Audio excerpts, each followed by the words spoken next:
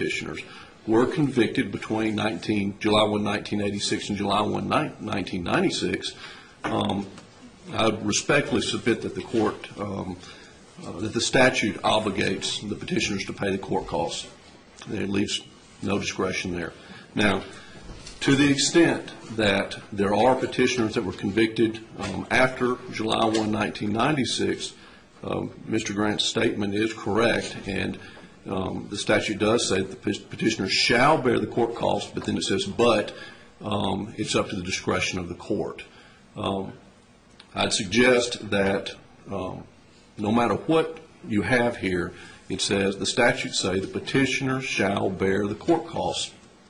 Now, if they're convicted after July 1, 1996, there is some discretion there, but I would respectfully submit that there's a presumption, at least, that the petitioners will bear the court costs.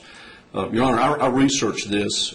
I feel like ad nauseum can find no case law to support any argument that filing these informal paupers has any bearing. The limited case law that I did see was with respect to cases on appeal to the Court of Appeals, wherein the Court of Appeals adjudged the appellate court costs to the petition to the state or whoever appealed it up. But at this level, I found no authority whatsoever. All right.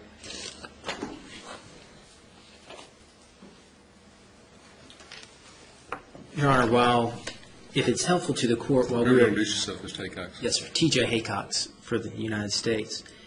While we were waiting for the case to be called, I went back through the pleadings as to each petitioner to determine whether they would be in a discretionary status or a non-discretionary status for the court to consider. And just going in the listing of the pleadings, Ms. Calhoun was convicted in 1993. Therefore, according to the statute, the court would not have discretion in her matter. Ms. Dowell was convicted in 1987 and 1989. Therefore, the court would not have discretion in her matter. Mr. Nelson was convicted in 2001. Therefore, he appears the court would have discretion. But in his case, an order was submitted by Ms. Naylor, and the government is not aware that the defendant or the petitioner objected to the language in the order that he would bear the costs.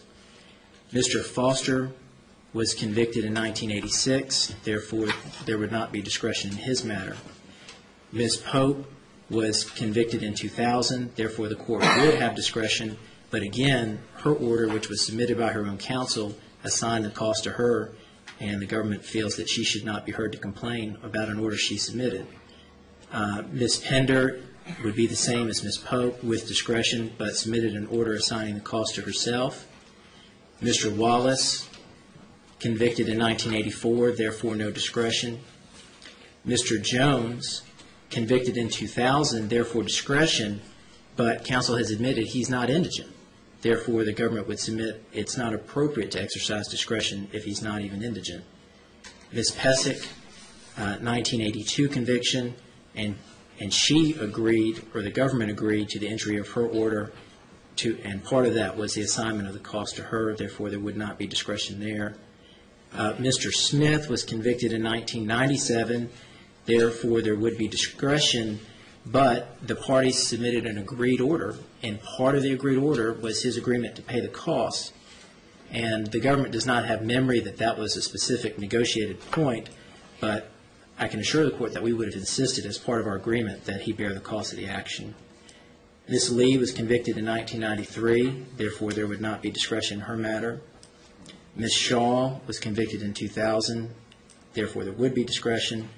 Ms. McKissick in 1997, and she's similar to Mr. Smith, that there would be discretion, but this was an agreed situation where the government would submit that it was part of the bargain that she would pay the cost. Mr. Pruitt was convicted in 1969, therefore not discretion. And Mr. Johnson was convicted in 2000, therefore there would be discretion, but again, that was an agreed order. Your Honor, the government submits that, as the court has already noted, that these petitioners lost their rights with full due process protections, and part of the cost of their intentional criminal conduct was that they would be rendered infamous. And then they came before this court Resources were expended to adjudicate their cases almost at the last minute before the national elections. The court set a special hearing after hours to accommodate their petitions. The District Attorney's Office, the United States Attorney's Office handled the matters as promptly as possible. And the issue before the court in each of these cases was whether they could be contributing members to society. Many asserted that they were employed. There's been no showing before the court today of any demonstrated need that would prevent them from bearing the costs of their own action. And therefore, the government submits that part of their restoration of citizenship is helping to pay for the processes that they put in motion. Thank you. Thank you. Mr. Grant? Nothing further, Your Honor. All right, I've looked at these, and I think the compelling argument is that what Mr. Haycox just pointed out. I mean, these are folks who, through their mistakes, committed felonies, some of which were associated with violent felonies.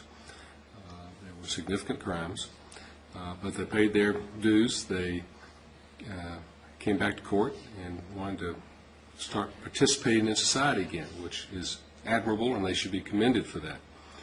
But it is not the obligation of the state of Tennessee to bear that cost, or for the United States government to bear that cost because of their application. They were successful in obtaining their relief, but I think that part of the cost that goes with that is that they need to be paying for the costs associated with the filing and setting up of these extraordinary hearings. I have absolutely no problem at all with a slow pay motion of most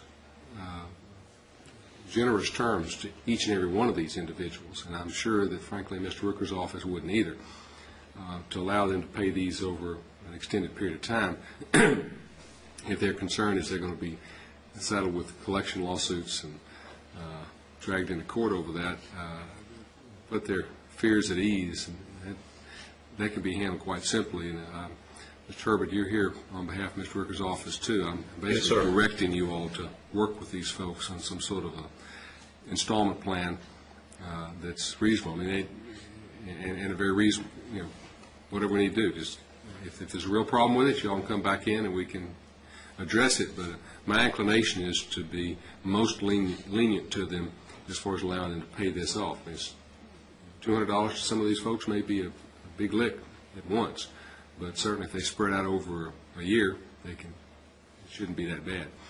They can probably pay a year and a half and get it paid off, $10 a month or $15. Do something to take care of it. Okay?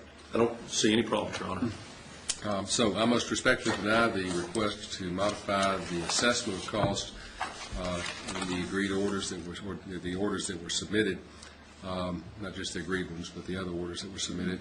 And on the order, I want to reflect that this court is directing the circuit clerk to work with these individuals on an installment plan to allow them an opportunity to pay this out over time. Okay? Very good. Thank you all very much. Thank you, Your Honor.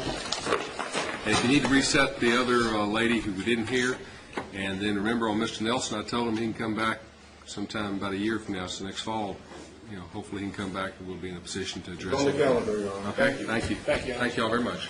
Your Honor, if I could make a brief announcement on, that was number 2. Again, I'm Phil Welty. It's number 2 on your assignment docket.